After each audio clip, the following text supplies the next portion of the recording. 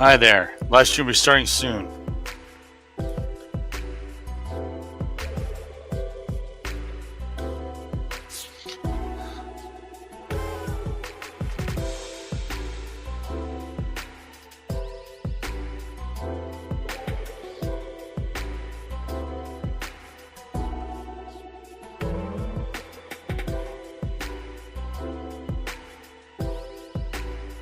Live stream will be starting soon.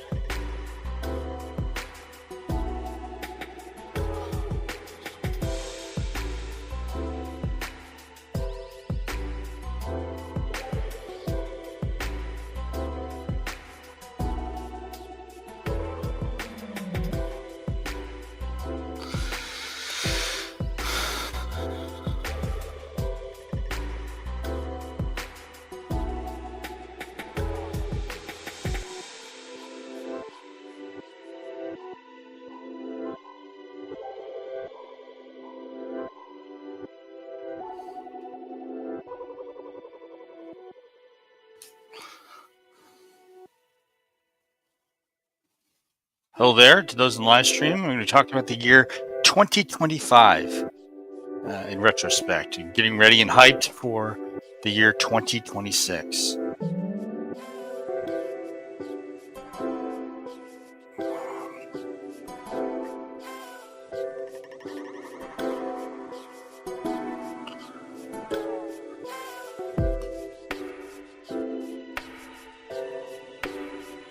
Get ready for that countdown.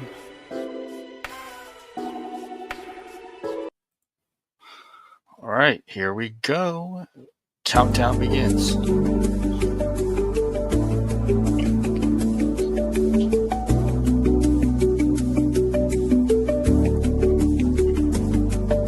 Hi, Juan.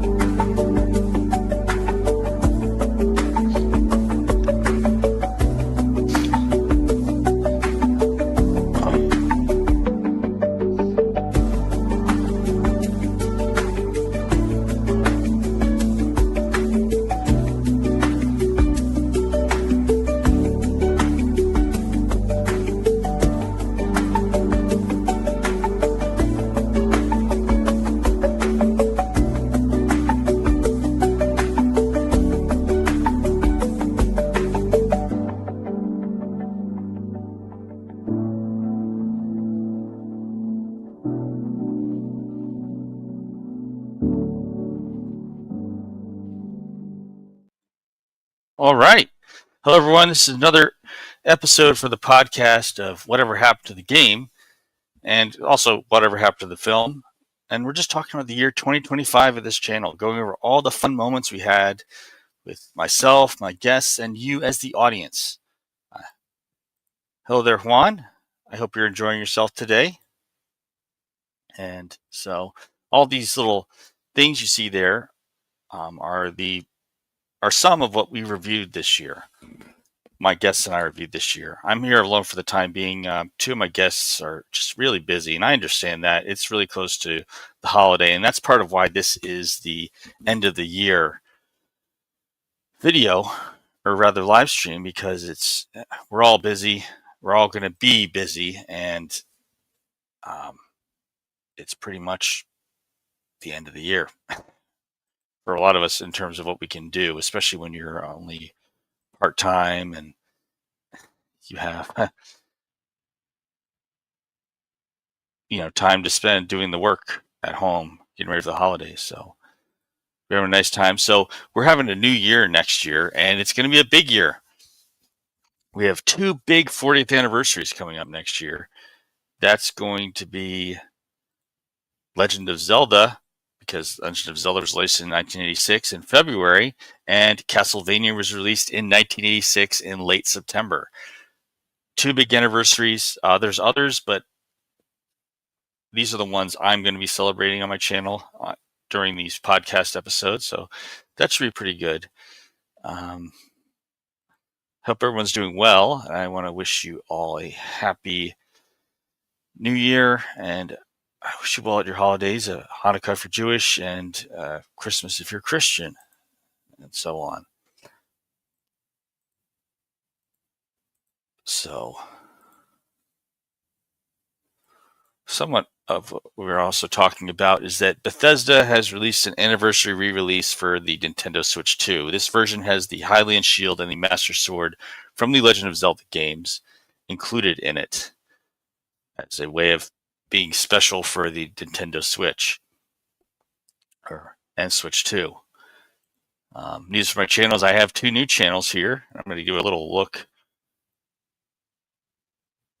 to show how my channel's doing. I have new channels, so I have ones that are dedicated to music and horror. So I'm going to share a window here with you.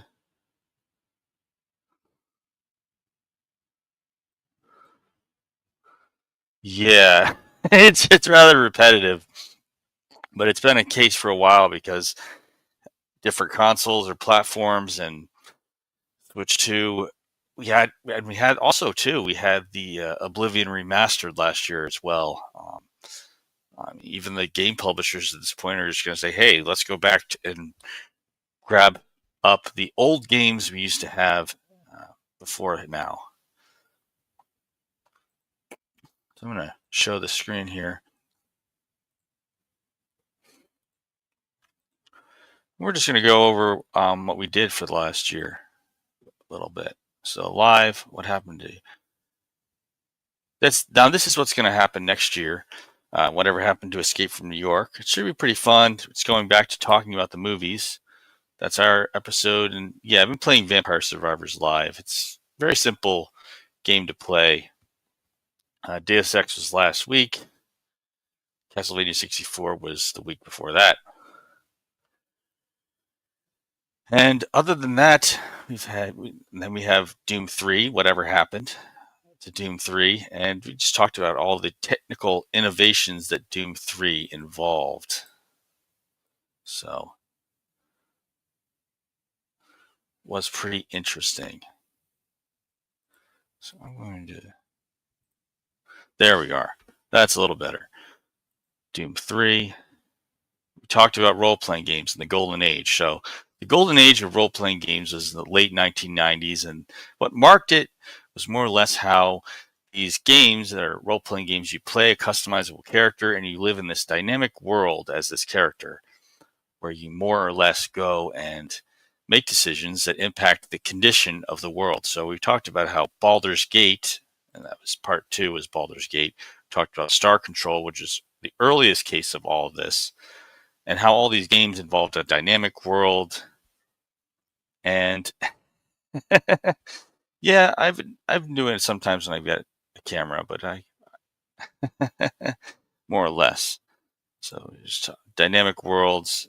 And then for the end of the summer, we were watching and having watch parties for Mad Max. So Mad Max 2, the original Mad Max. Hi, Seabash. You need me to send a link to you? I can do that. I'm still I'm early on in this, so you didn't miss much. Hey, here we go. Let's see. No, that's not what I want to do. So Seabash, the link to joining this is in the link. Oh, well, take care of work then.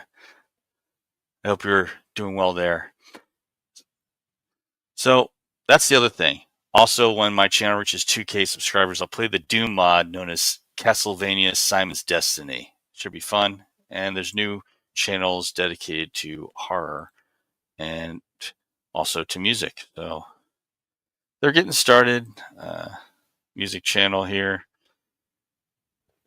Mostly a couple videos on one, Castlevania 64, and the Elder Scrolls 4 Oblivion soundtracks. Yeah, it's fine. I understand. It's near the holidays and Seabash, and this is also why this whole thing to me is the end of the year in terms of a new live stream episode. Next week will be a rerun up until after the New Year's done, pretty much. So January 8th is when this is starting back up in terms of new episodes. So we're going to go over these. So we talked about the 1990s comic book movies, and some of these you may not have realized are actually based on comic books. Men in Black comic book movie. The Mask is a comic book movie. So I mean, it's pretty interesting. Also some of these movies like The Rocketeer is a comic book movie. Teenage Mutant Ninja Turtles is a comic book movie. I enjoyed that particular part quite a bit. We were talking about comic book movies because I never realized there were so many a long time ago when they had The Mask and these other ones that they were all comic book films. I mean, it wasn't an MCU project. I mean, I knew some of them were. I knew The Mask was a comic book movie before I looked it up, but and I wasn't surprised that Men in Black was a comic book film.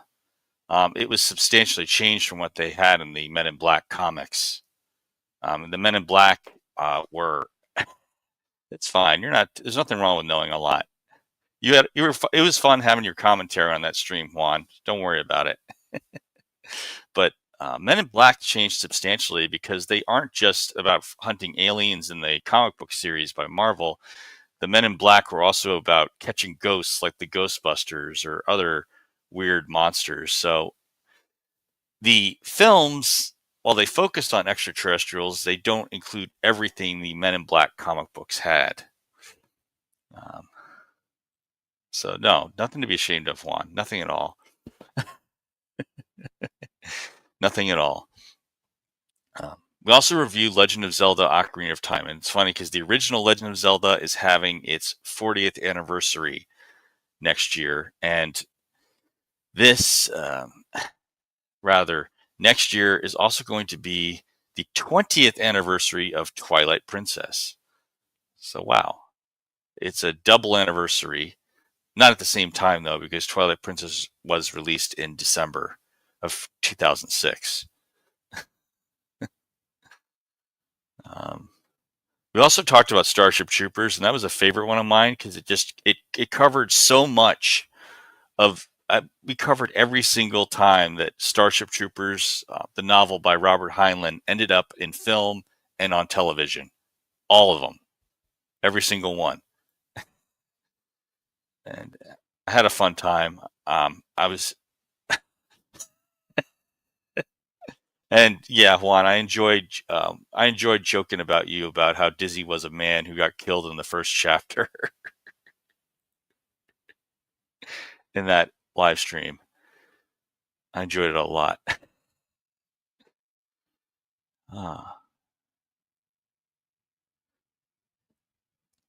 Some of our favorite ones, we had Jet Force Gemini this year, and that was pretty fun to talk about the game, even though it never got a sequel. It was rather interesting as a way that Nintendo and just games in general pushed forward with as it were, a third-person shooter type of game. And with the action mechanics for it, and all the way back on the Nintendo 64, actually. And then there was classic Doom 3. So we covered Doom before 2016, all of it in terms of reviews on the live stream. Favorite and most disappointing game sequels. It was fun. It was a way of just getting some time to voluntarily talk about our favorite and most disappointing ones. I remember talking about how System Shock 2 disappointed me as a sequel, and there was this argument on the internet about how System Shock 2 I'm just going to pull up a website about a blog about that because it was a funny type of online debate I enjoyed laughing at a little bit.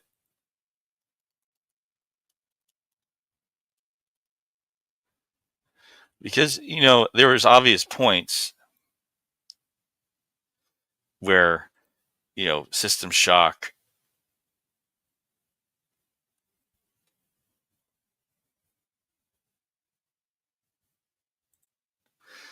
So I'm going to show this page and we can look at it while we talk about it for a little bit.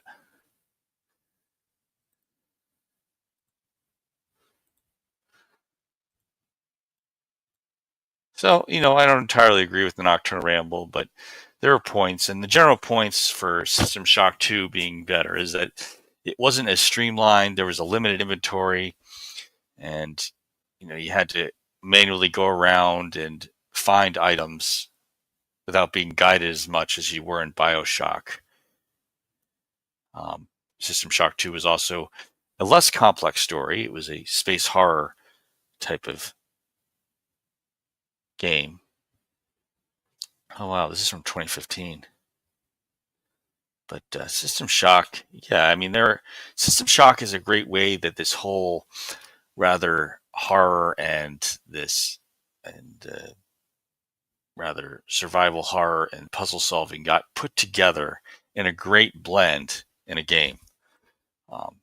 It was by Warren Spector, who was also involved with the Deus Ex series, the first game anyway. And System Shock 2 was Ken Levine. So yes, BioShock had some of the same people behind System Shock 2 in terms of its development and publication. Now I'm going to go to the other one, System Shock 2 Overrated.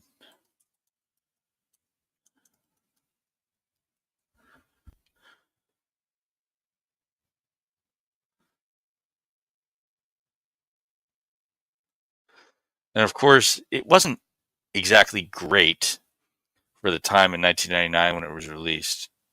Cheesy monster. I actually would want. I mean, it's a predecessor, as I'll put it out, to BioShock as a system.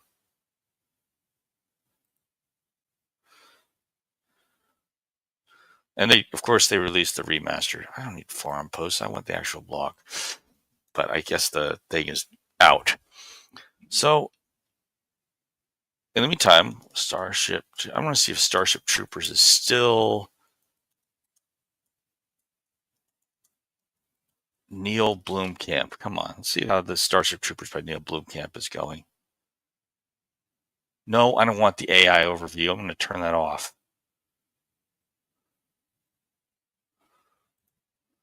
Goes back to the novel as a source. Okay. Finally. So, this isn't much of an update, though.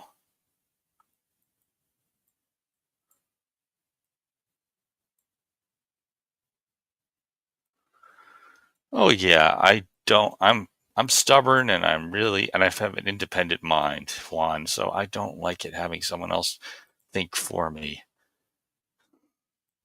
I like to think, dang it.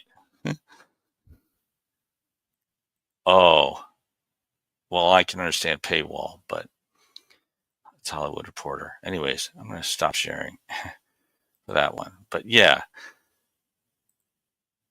Starship Troopers. They're making a new take on Starship Troopers. It's not a sequel in any way to the original one.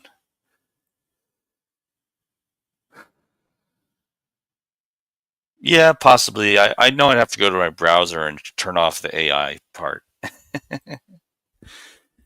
Well, and don't worry, Seabash, there's still next year. And honestly, we'll be a little less busy when it's not Christmas or New Year to worry about. So, Space Adventure. And all right, now here's the thing. There are two, like I said, there's two 40th anniversaries. So on the Discord, we're going to be coordinating how we're going to do our reviews to get some visibility for both of these 40th anniversaries. Talking about how to get.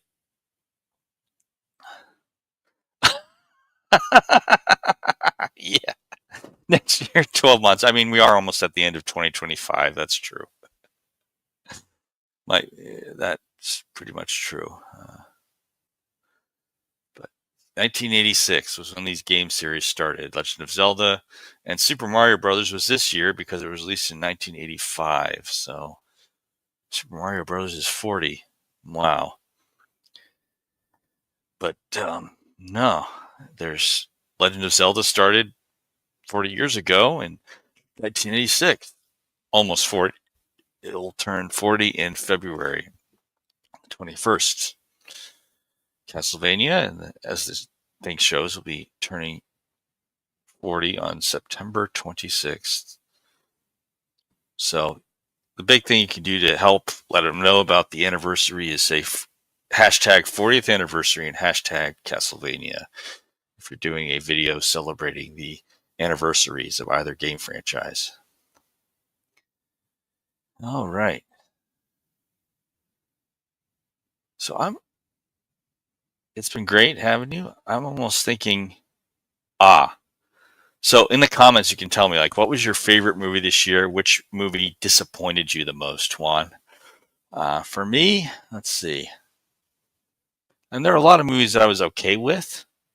Uh,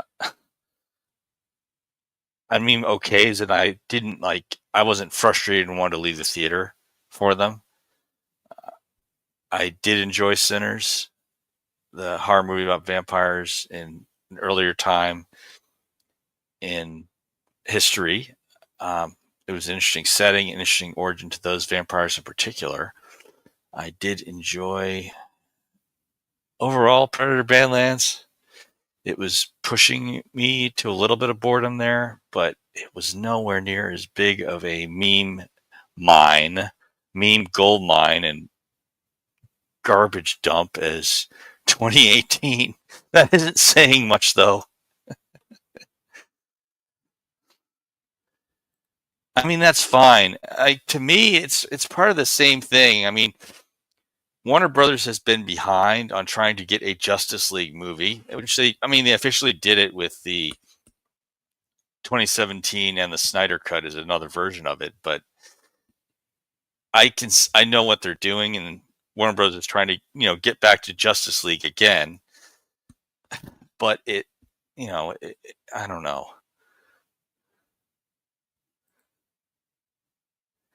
That's fine. We all have our own opinions. That's fine.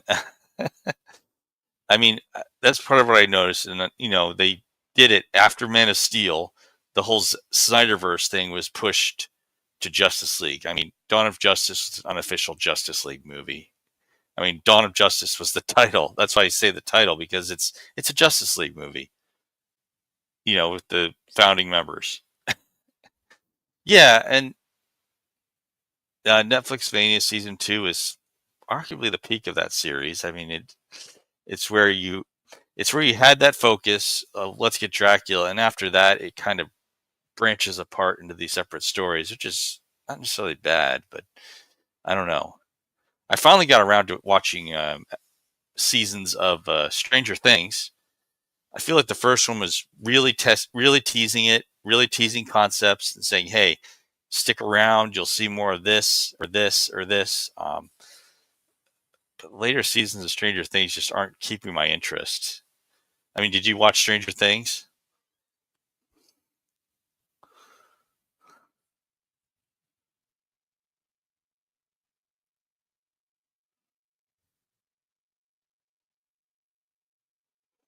Yeah, yeah.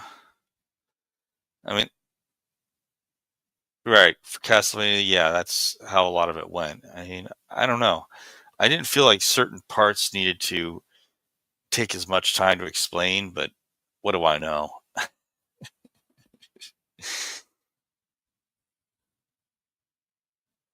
Yeah. Yeah. Hey, welcome to whoever else is in the live stream. It's great to have you here. This is the end of the year live stream, and we're going to celebrate as we approach Christmas.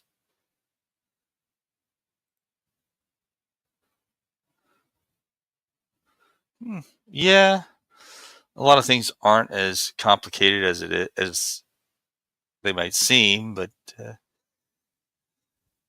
okay. Like Juan, it was like what film was your favorite this year? Which one disappointed you the most this year?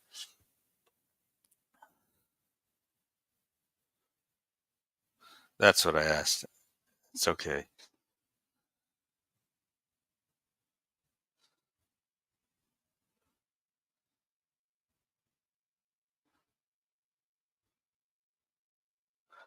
Oh, hi, Chaos. We're talking about our favorite and our most disappointing movies this year.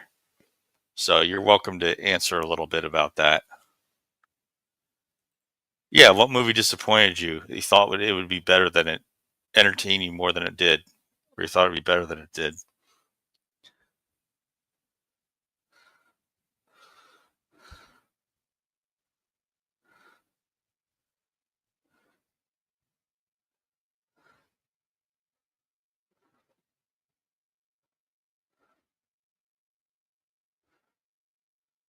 Oh, I'll give you some time to think about it.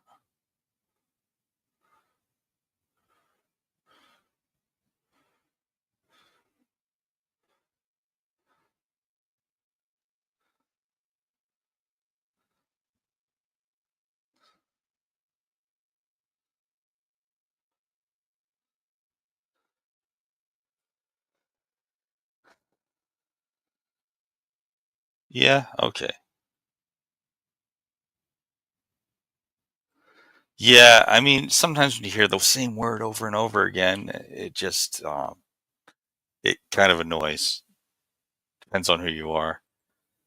Yeah, like I mentioned earlier before you got on, Chaos, it's the same thing. But even the Snyderverse did that, with Dawn of Justice. With we want to get to a Justice League movie, and I understand that. The MCU got to their Avengers movie starting in 2012, and it's there's this train of hype for comic book movies, and the hype doesn't stay up for all the same IPs. Now, arguably, there's hype on Amazon for Invincible or The Boys, and so was it. So I was going to ask you, Seabash, was it your favorite or disappointing? Which one? That's fine. I know you. I know some of you guys would. I know some of you like it, some of you don't, but I'm open.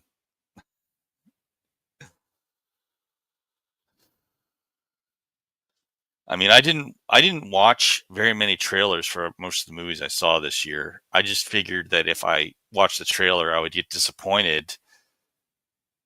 Yeah, like I said, it was lighthearted in comparison. Um, it was lighthearted in comparison. Uh, I I did say that perhaps one of my favorite ones. I don't know. I don't know, and I'm not really happy with the idea of Netflix buying out Warner Brothers. I really wish that what could happen is that Warner Brothers could do some things animated on Netflix. I mean, I hate to say this, but I'm a guy who likes some of the olden times of Netflix, where some Warner Brothers things would be on Netflix, some things from Paramount would be on Netflix, some things from Disney even would be on that. The streaming wars are going to end with a few, very few platforms at the end, because streaming, it's about how much money you have to lose, pretty much. I mean, yeah, I actually did see see Bash. I saw the director's cuts, and I kind of just wanted to see, how do I put it? But the thing with Zack Snyder is he can't, he does these films, okay, and they're really long when it's his cut. Like the director's cut is really long, and a lot of these films from him feel like they should have been more than one movie. They cram so much into Dawn of Justice or BVS, whichever you call it.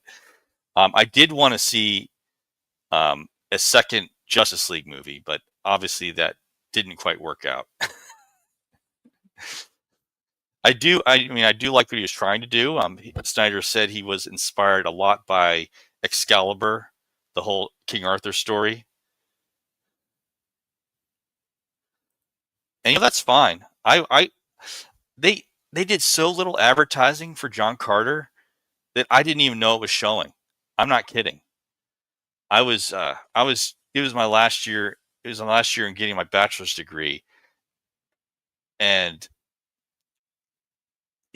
if I had seen that there was that movie coming, I would have liked it. I mean, I do like some of these older movies based on older novels. Like if there was a Treasure Island movie, I love it.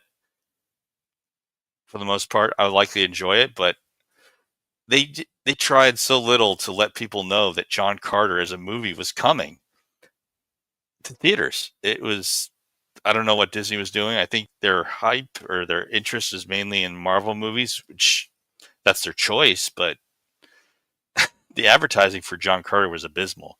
And that was also the biggest loss for Disney for years, only until Snow White exceeded that net loss of money. The Snow White remake is what I'm talking about.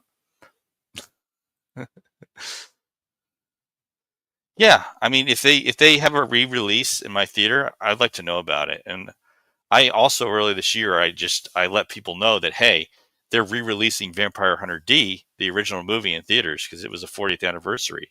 I hope they do it as a 25th anniversary for Vampire Hunter D Bloodlust this year because that would be great, and I would let people know. And I don't know if I've answered you well enough, Seabash, but yeah, I did enjoy this kind of tragic heroic myth that Snyder was trying to do with Superman. I felt it was interesting in some ways, more so than the Death of Superman comics that I saw. How he takes the spear and puts it through Doomsday. I mean, in these movies by Zack Snyder, the story isn't great, all that great, but the music, choreography, excellent.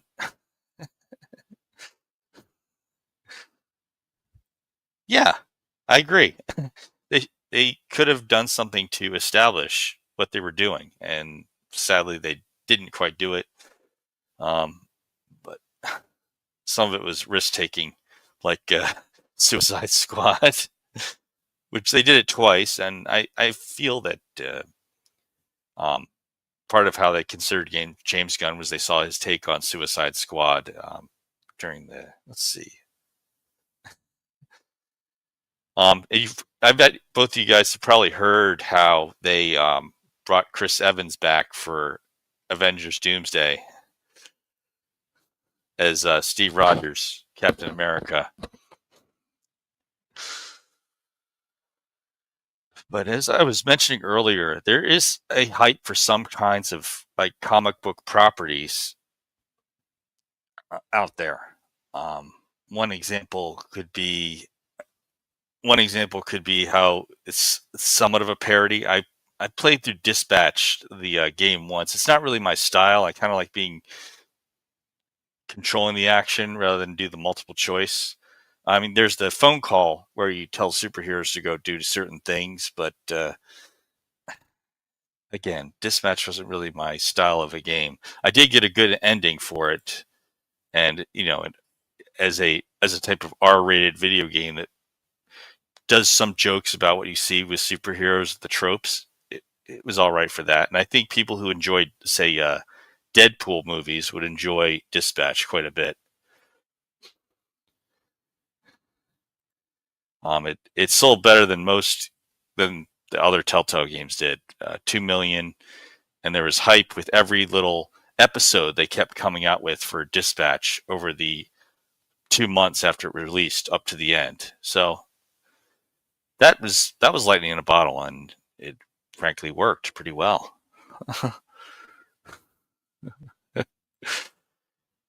Yeah, I mean, even when I looked at the like the director's cut for BVS was, oh wow, it's over 3 hours, but it has a lot of these parts that work at least with the Snyder cut when you see that too. So you have the Steppenwolf design used in the Snyder cut in the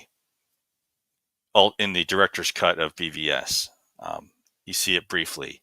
You have you have some moments or scenes that should have been in the film in the first place. Like why was Superman absent from that warlord in Africa? Well, you find out in the director's cut. And even this goes back for a long time for Snyder, going back to say Watchmen. I mean, they're missing some scenes in the Watchmen theatrical version, but the director's cut, which is almost 4 hours for Watchmen, has almost all the scenes in it that you really need. In it,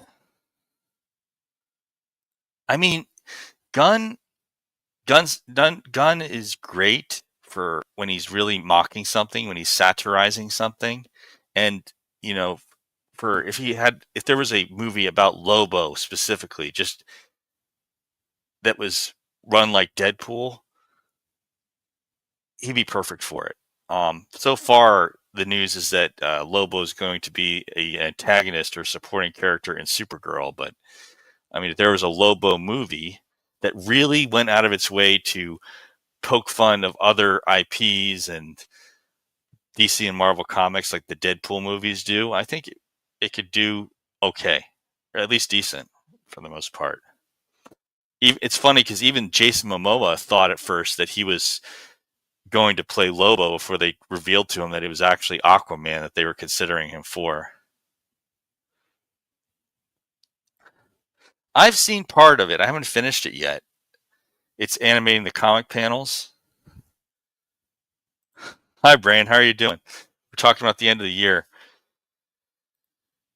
I mean, I feel that some of the exaggerated elements that Snyder had in his version of Watchmen are actually pretty good in terms of mocking and deconstructing superheroes. And I do appreciate how they try to have the consistent dark and combined with dark, gritty humor in the animated comic. But so I really don't exactly have a full preference. I do realize that Snyder made some of the characters different. Like he made Night Owl closer in his relationship to Rorschach, and I kind of understand that. Oh, not the animated comic. Then I haven't seen that one.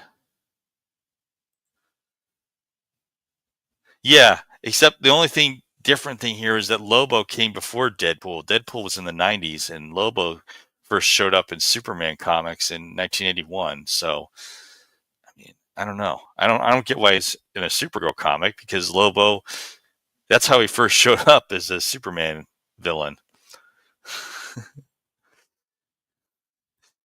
I mean, he did some things a little different, like how Night Owl was to Rorschach. I mean, he framed it that Rorschach, that Walter Kovacs and Dan were both these social misfits, and they weren't the cool guys in the group. So I kind of understood it, why it ended differently, where Dan's like screams no when Rorschach gets obliterated. But I don't know. It changed that he does, and that's kind of why most people consider Watchmen to be his greatest movie that he directed.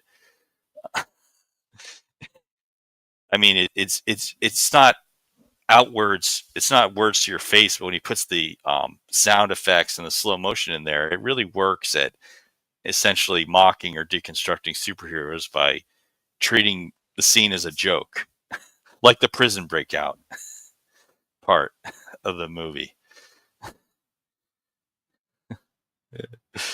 Yeah. Omega Men comic. Yeah, that's true. He didn't have a long. Yeah.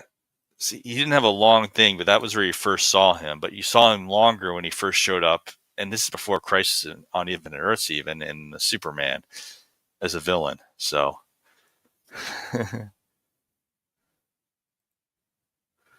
Night Owl's Last Stand, Rorschach's first kill. Yeah, I understand. I mean, what they tried to do in the film, the director's cut and the theatrical, was just say that Rorschach was just ended his Walter Kovac persona out of just rage for this serial killer that he had right in front of him. So instead of doing the Mad Max derivative ending where he chains the guy and lets his house burn down with the guy chained to the boiler, he instead just kills him on the spot and just said Walter Kovac is dead.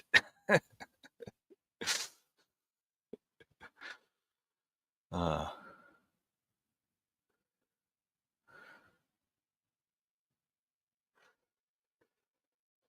that being said, most disappointing. I mean, I was disappointed overall in Zootopia 2. It had most of what the first one did. It felt very rehashed from the first Zootopia. I mean, it's safe, Yeah, he did. He directed 300. That was the first movie I believe he directed. Well, no, actually, Dawn of the Dead, the 2004 remake, which is funny because him and James Gunn both worked on Dawn of the Dead. James Gunn wrote the screenplay for the Dawn of the Dead remake, and Zack Snyder directed that Dawn of the Dead.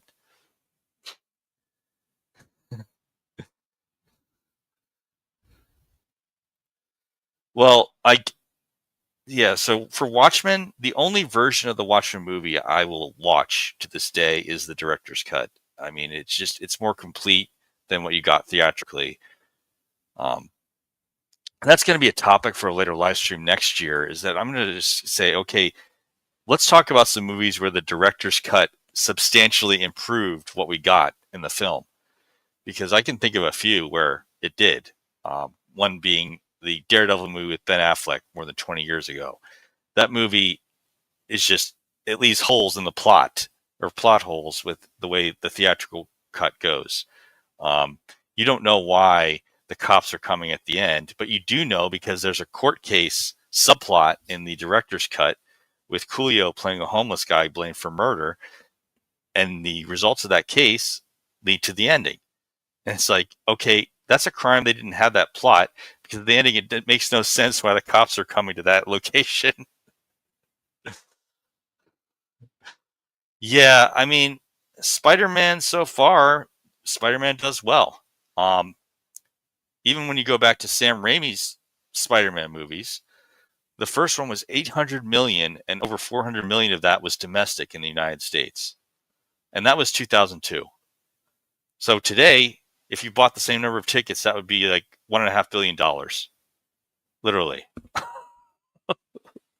If you bought the tickets that you bought for the first Spider-Man in 2002, that would be over around $1.5 billion. Actually, let's look at the inflation calculator and see what it says. Let's do that. What do you say, audience? Let's look at what 800 million would be today in 2025.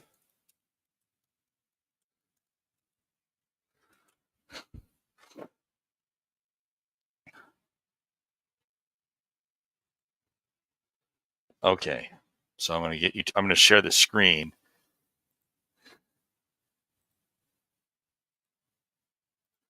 Let's look at the inflation calculator for $2025. So let's see. So $100 in average. Let's see, 2002, November 2025. So let's do this. 800. Let's just do 800 and let's see what we can convert it from there. All right.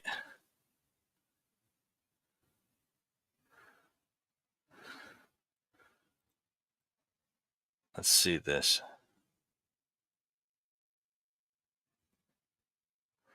So 800. What is 800 in? No. So, okay, so I was close, but not exactly correct. So it would be 1,441,340 in November 2025.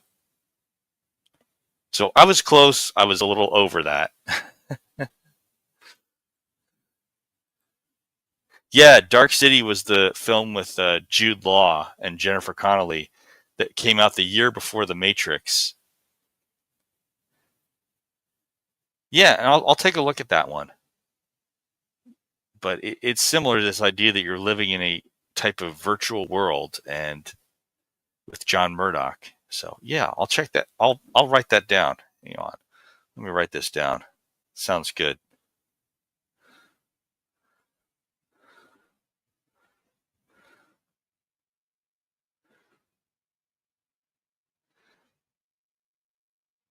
Let's see.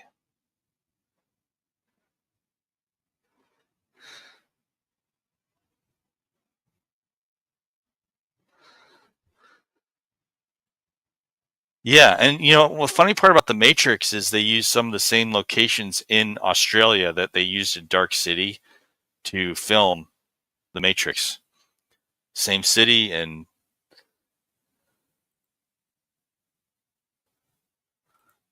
Yeah, I'm going to take a look and see if they've got a director's cut. As I haven't actually watched Dark City at all yet. I want to do that. I really want to do that. So I'm gonna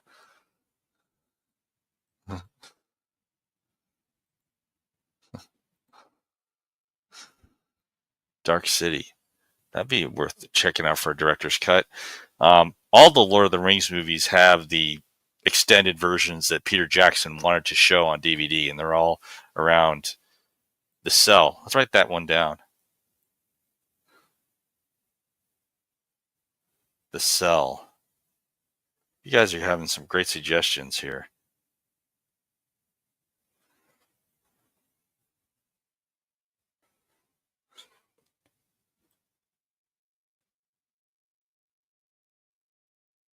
Well, that's what we're going to find out. So, like, Seabash, is the Cell was a sci-fi movie?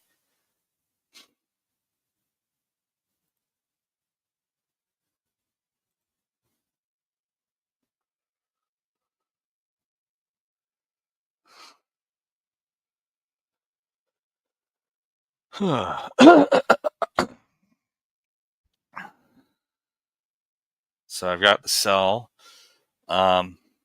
director's cut. Well, I've got to say, Blade Runner has too many because Ridley Scott could make up his mind on Blade Runner. So I don't know what you'd call the director's cut because there's multiple cuts of Blade Runner. That might be a case of the opposite where it doesn't exactly help when it comes to Blade Runner. Actually, I'm going to look up that. How many cuts of Blade Runner are there?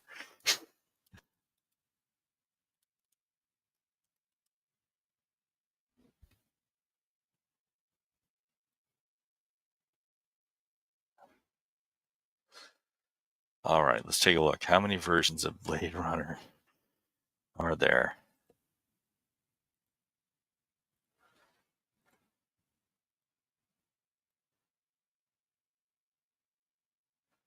Several versions have been shown test audiences or theatrically. The best known versions are the work print, U.S. theatrical cut, international cut, the director's cut, and the final cut. 5 of them? Yikes. Work print prototype, San Diego sneak preview. Okay, American theatrical release. Different endings. Okay. Director's cut, final cut. Wow. Okay, not as many as I thought there were, but it works. So, sci-fi psychological horror. Let's look up The Cell. What year was The Cell?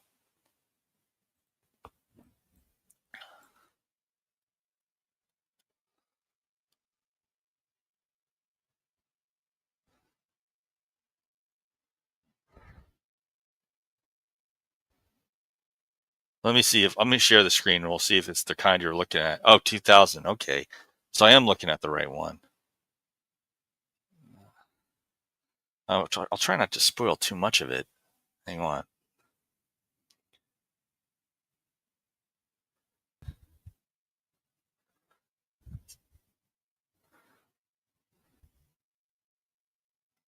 All right. The Cell is a 2000 science fiction psychological horror film directed by Tanzim Singh in his directorial debut, written by Mark Prosotovich, starring Jennifer Lopez, Vince Vaughn, and Vincent D'Onofrio. The film follows a team of scientists that use experimental technology to help a social worker enter the mind of a comatose serial killer in order to locate where he has hidden his latest kidnapped victim. Marianne Jean-Baptiste, Jake Weber, Dylan Baker, Tara Subkoff, and Pruitt Taylor. Vince appear in supporting roles. That's interesting. Sounds it's really sparking my curiosity there. Yeah, he's also Edgar in Men in Black too, and he was in Full Metal Jacket as Private Pyle.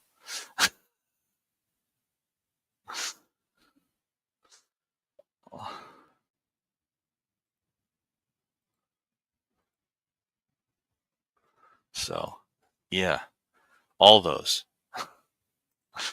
all those.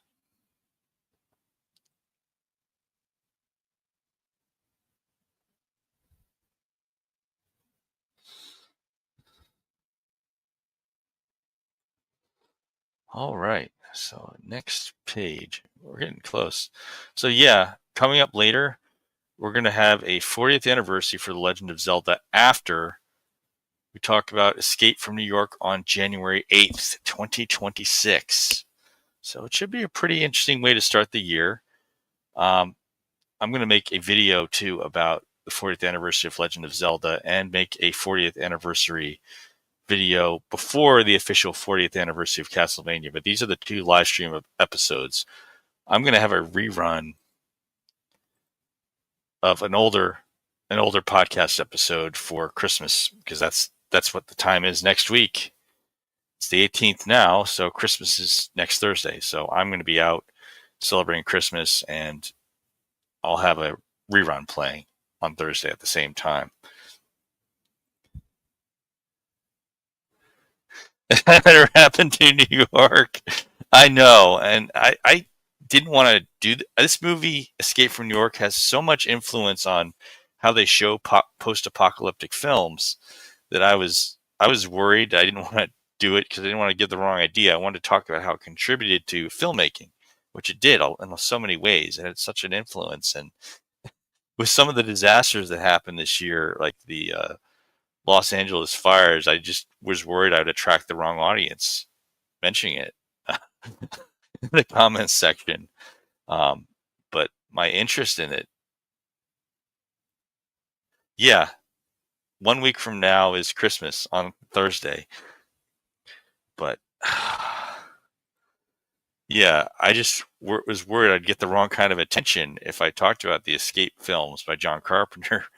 But they're influential, and they really influenced a lot of films and even video games made later on in the 80s, 90s, and even up to today. It was an early film by Kurt Russell, not being a kid in a Disney movie. That's one thing about it. But it's a film that influenced other post-apocalyptic films and video games as well. Snake! That isn't funny, Pliskin. Yeah. But those are the next episodes. And I just want to say, everyone, hey, thank you for stopping by. We'll have a rerun as a premiere next week, and for around the time of New Year's, and back on. It's the inspiration for Solid Snake. But after New Year's on January 8th, when we've all had our holiday finished up, that'll be the episode. I have the chat and the other links in the Discord for whoever's available at that time. I might be changing next year the time frame I do these live streams with guests, because it's I'm not going to keep working night hours for my job. It's quite a punishment to you, and it's a punishment as you get older. But I'll let it be known that I'm changing the time. I'll see how it goes. Anyways, thank you everyone for stopping by. I'll have this again. It will be a premiere next week, same time, same channel, but hopefully have a nice time and talking about what happened to our favorite movies. Yeah, that'd be great. We'll communicate with how we're going to put together chapters for the videos in the Discord. Yeah, I'll see you on Discord, okay? Hey, hopefully everyone gets back to their work, and I'll do my little nighttime graveyard punishment. And Merry Christmas to you too. Happy New Year.